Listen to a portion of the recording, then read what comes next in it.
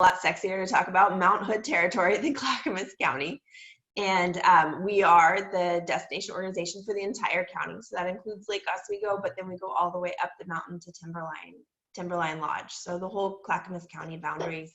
And obviously, as the destination organization, we are here to represent the individual businesses, but mostly what's focused on what that experience is, the uniqueness of place, and to help elevate the messaging that comes out of the individual communities to make up that vision of an experience of Mount Hood territory. Tourism is having a hard time during the COVID pandemic. And so we are actually, as an organization, 100% funded by transient room tax. So that's the overnight stay tax that is taken from the county transient room taxes. Like Oswego, you guys have your own that then funds programs within your community. And so we've had to go through some significant organizational changes. We still remain here as the destination organization. Our primary focus right now as marketing and communications is not really appropriate for visitation with the guidelines and the public health needs that we have right now, that we're really focused around leveraging partnership.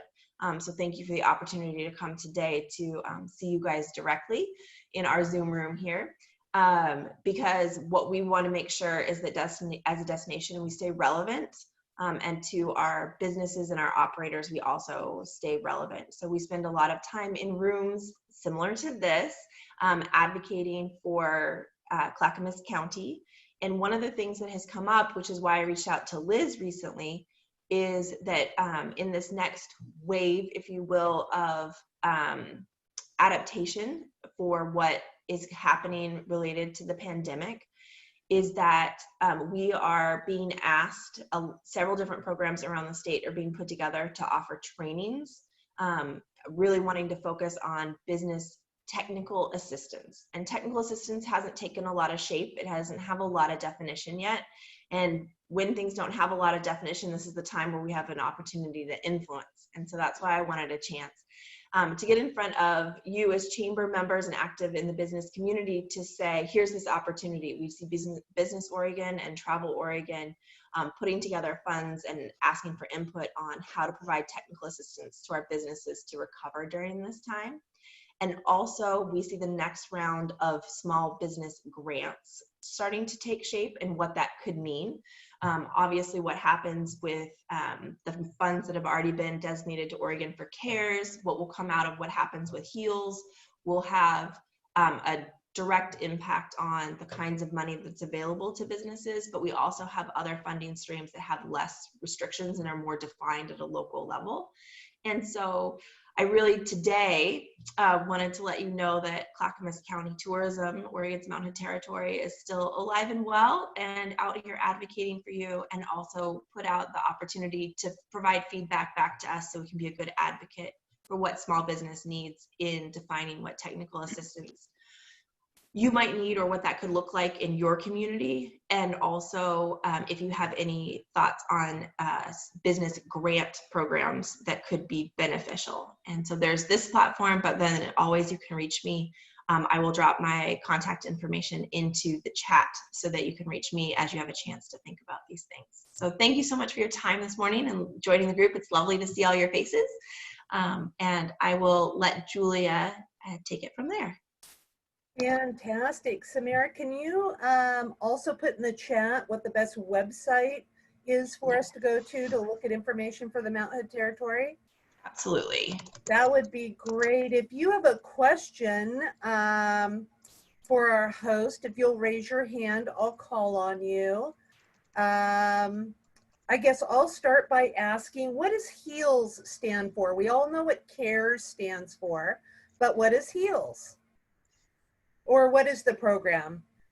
Yep, I am not going to be able to come up with that at 8 o'clock in the morning, as I'm not as close to the advocacy side, directly working with it. But that's the federal the next wave of federal aid package that had a lot of discussion in the last 10 days because we're coming up against some of the programs expiring that existed in the CARES package.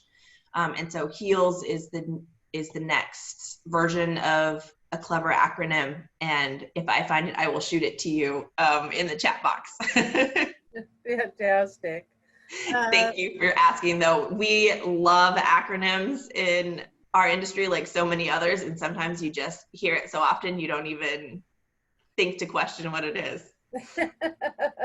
I saw a hand up, I think, from Liz. I did. I came to one of the meetings earlier this year where you showed how to do 360 videos of businesses.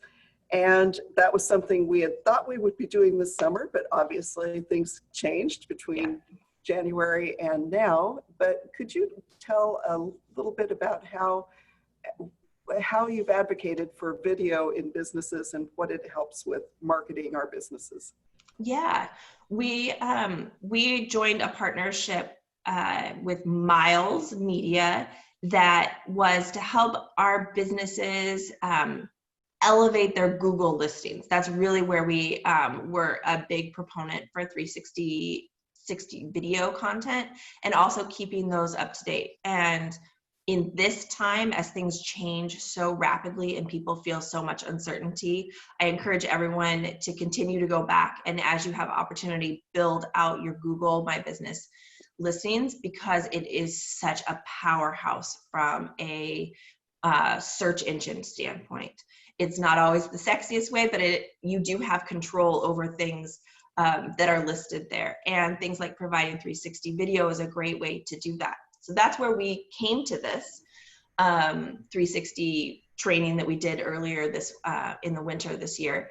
But also 360 video in this time is a great way for people to understand your space, to understand the environment that they'll be in, and people have a more critical and different eye. So if they're a new customer, it's an opportunity for people to just have one more step of confidence and comfort before coming to an individual business. What we are really interested in now is encouraging people to update photos to represent the current experience if you work directly with customers in a space. So 360 video is great, but we've actually put a higher priority around contemporary photos. So if you have a restaurant or a coffee shop, showing how you have adapted that space to be COVID compliant, to show customers or staff wearing masks, so that we're setting those expectations, because we're finding that while we are not promoting tourism, we still experience tourism, and seeing that difference between what the education that our locals have or people who are not as informed about some of these practices, it both sets the expectation for what will be expected of them when they come into your business, but it also is providing that confidence. So thank you for the question, Liz. Great question. And we can work directly with you on some of those programs as well. All right. Any other questions for Samara or our hosts, or Nicole? I see your hand up. Thanks, Julia. My question is in regard to some of the grant programs that have been available through Mount Hood Tourism. I know that's changing wildly, and there's not as much money coming in, obviously. But in terms of technical assistance or some small grant programs, what do you see in the future for that? Will it be dependent upon whether you've received PPP money? Because sometimes that negates whether you're able to apply for something. And we're getting to the point now where PPP money is being used up, and now we're needing other things. Yeah. Places, especially like us, like the Arts Council, we still are open and we still rely on people coming through and purchasing things and taking tours. And yeah, absolutely. So all of those programs will be run through funding that does not come from the transient room tax. We have no intention or prediction that the transient room tax will be at a level that would support granting from our local funds in this current fiscal year that we're in during the pandemic. So those funds would come from other sources and be pulled into our local community. We have been advocating very hard around the eligibility associated with having received payroll protection or EIDL loans that have been, I think, the biggest barrier for small operators, because I don't know how it's working in your business, but what I'm experiencing is that that's really irrelevant at this point, as we look at a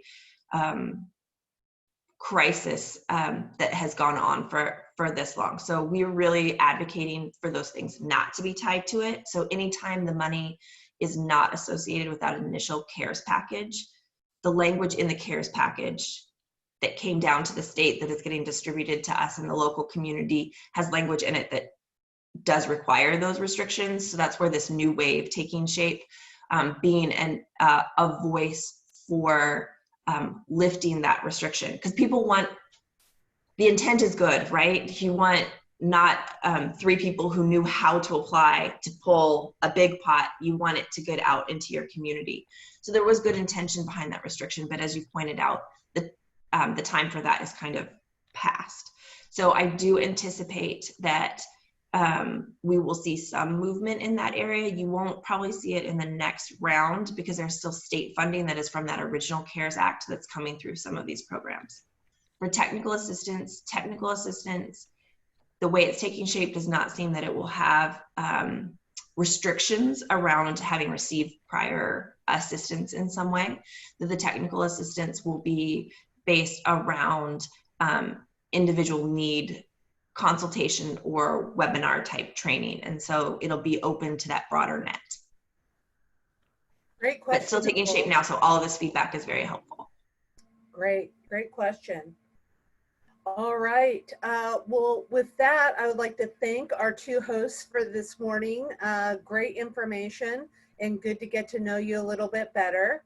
At this time, before we break out into our intimate networking, I would like to see if we have any first-time folks here. Looks like Daniel, I feel like we've met before. Have you been to networking with us on Friday morning? So no, this is the very first time. I think I stopped by, no, I think I talked with Liz, actually. Welcome.